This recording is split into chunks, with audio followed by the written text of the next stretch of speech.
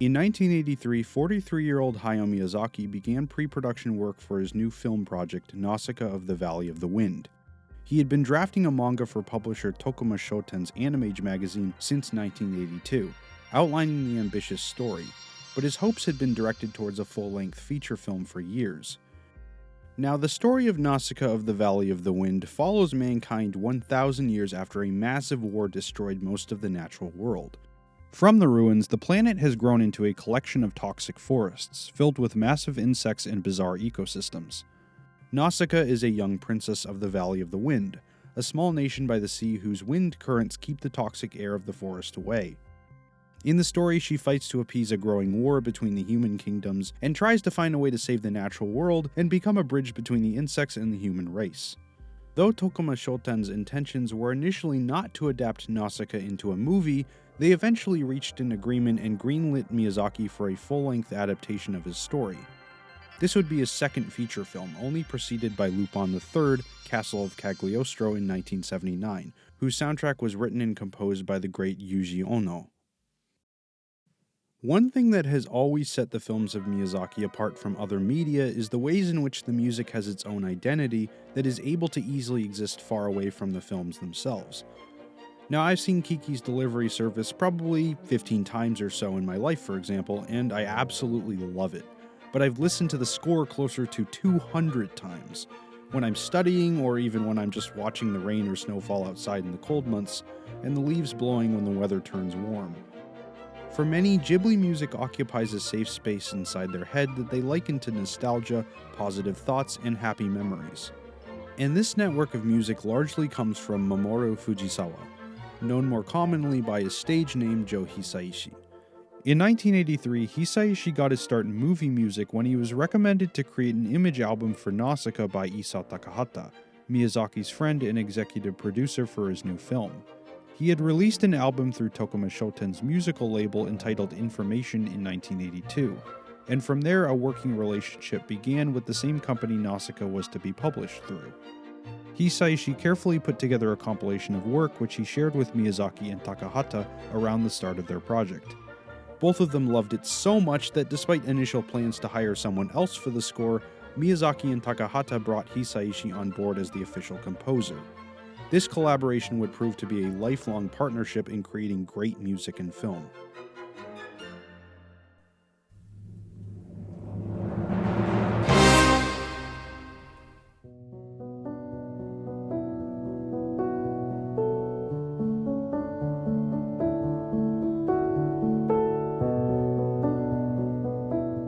Now, in his early career, Joe Hisaishi was very inspired by minimalist music and advancements in electronic synthesizers, particularly with artists such as Ryuichi Sakamoto and Yellow Magic Orchestra. Soon he would take these ideas and set to work, creating a diverse layout of music across Nausicaa's vast narrative landscape. You can see this in the way Hisaishi's compositions interact with their surroundings. The film opens with no music at all.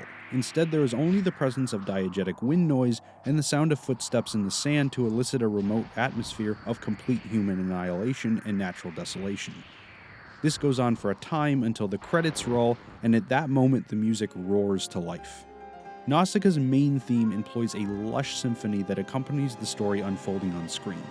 As Nausicaa appears within the ancient scroll, the music crescendos as we get what is arguably Nausicaa's main theme as she rides her glider Mev over the clouds and surrounding forest. The main song itself plays several times at seminal moments in the film's story, usually pertaining to the destruction or rejuvenation of mankind and the natural world. In addition, it's reprised near the end as Nausicaa and the valley folk rebuild their homes, and features a more classical orchestration that would go on to define Hisaishi's future style in his film scores. But what I find interesting with this film in particular is all of the instruments he utilizes that would become less common or not appear at all in his later films, particularly when it comes to his use of electronic music. For his debut soundtrack, Hisaishi utilized many instruments you might not associate with modern Ghibli films. This is made clear as soon as the theme in the forest plays, a soft song that begins with diegetic creature sounds before transitioning into a gentle and methodically thoughtful ambience, revealing the use of an organ and a synthesizer.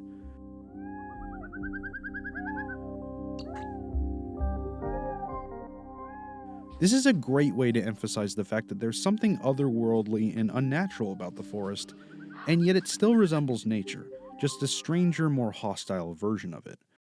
This continues with the next song, which almost mimics the snow as it falls to the forest floor. Hisaishi jumps the scale in this song from major to minor, back and forth. This creates a seemingly ironic atmosphere for the viewer. The snow in the forest may look peaceful, but the toxins in the air would kill Nausicaa in minutes if she weren't wearing a filtration mask. It is a beautiful place, but nonetheless deadly and unfit for human life. Whenever the forest is talked about or a reference to the poisonous spores appear, the forest theme reprises within the film to tie the experiences together and build continuity within the story. In addition, there were many other examples of Hisaishi experimenting with different instrumentation to great effect. In the Ohm Attack on Yupa, for example, an explosion leads into the chase theme, accompanied with a fast organ and an electric guitar which almost sounds as if it's wailing in rage and despair, matching the Ohm's similar disposition. In a way, the Ohms never make their own diegetic noises, so the music does it for them. When Nausicaa throws down the explosion and stuns the Ohm to save Yupa, the music stops abruptly in sync with it, emphasizing how it came out of its temporary rage. Later, when Nausicaa returns home to see her father, we hear Hisaishi employ the main theme once again, in a variation with multiple motifs that are easily recognizable and slightly distorted. The people of the valley also have music associated with them, which uses an oboe with a harpsichord to emphasize their simpler yet happy and community-oriented life together. Hisaishi is very good at building tension with his music, which he would utilize to great effect in other scores like Princess Mononoke. And it exists here as well. In the scene with the Tolmekian army attacking the Valley of the Wind, for example, the strings mimic a frantic and panicked chaos, eliciting fears that a once peaceful nation was being torn apart in the casualties of war. Nausicaa's anger rises up in these scenes when loved ones are hurt and killed, with a symphonic crescendo of horns and violins, followed by a drum flare indicating her descent into blind rage, only dispelled later by Yupa's efforts to calm her down. Later in the film, this organ is used again when the men of the valley return home from their mission without Nausicaa, and there's this lingering fear that she might be dead. At this point, the music resembles a funeral song, alluding to the fear and anxiety among villagers that they've lost her forever.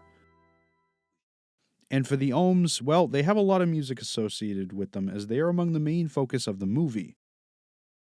The Ohm theme often utilizes a sitar as instrumentation for their different appearances, as well as stingers, which emphasize the frightening ways in which they appear within this film.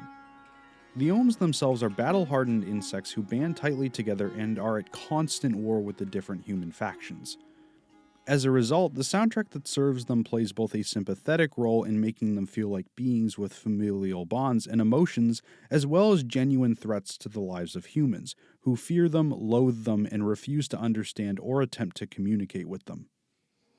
When Nausicaa eventually is able to calm them down and they heal her wounds, a distant song of a child singing plays.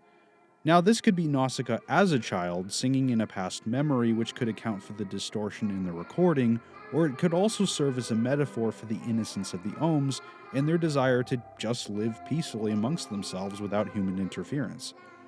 Either way, this theme appears at points in the film when violence is struck and a brighter future is alluded to. Now, one notable thing is that much of Nausicaa's middle runtime does not feature music. Instead, diegetic sound is used throughout, which gives a heightened sense of immersion to the characters as well as the main story. The music itself seems to be mostly associated with the Earth, the insects, and the humans.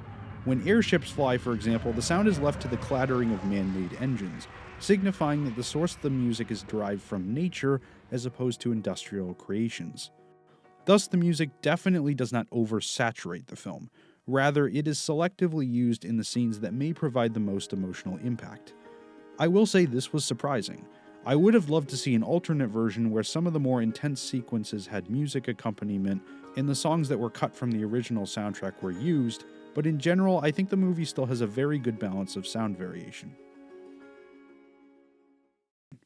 Nausicaa is a film that has many different parts in its score, and as I previously mentioned, some of which didn't even make it into the final movie.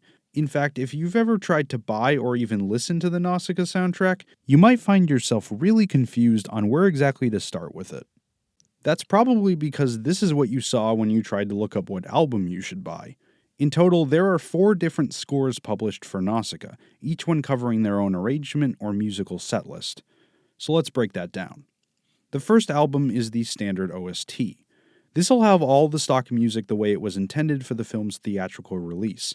It's also the most common one to find in stores. Next is the Nausicaa Image album, which I alluded to earlier in the video. This one includes the songs Hisaishi put together when he was coming up with ideas for what Nausicaa's music would sound like before he presented it to Miyazaki and Takahata.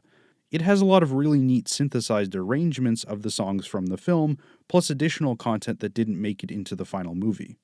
Then we have the Symphonic album. This is pretty much what it sounds like, the soundtrack to Nausicaa rearranged for a symphony orchestra. It doesn't have that original flair that the synthesizer brought, but it sounds great nonetheless. And finally, the last one includes all of the audio from the original movie, with the music and dialogue, released for your listening pleasure. Once I get better at Japanese, I'd love to pick this one up for sure.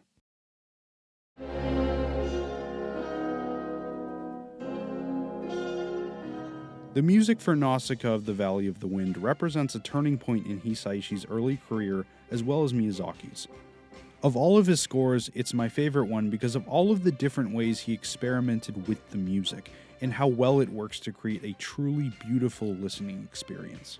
The dynamic between Hisaishi and Miyazaki is a legendary one that continues to make great films today, and it's amazing to know that it all started here, with the girl who just wanted to make the world a better place.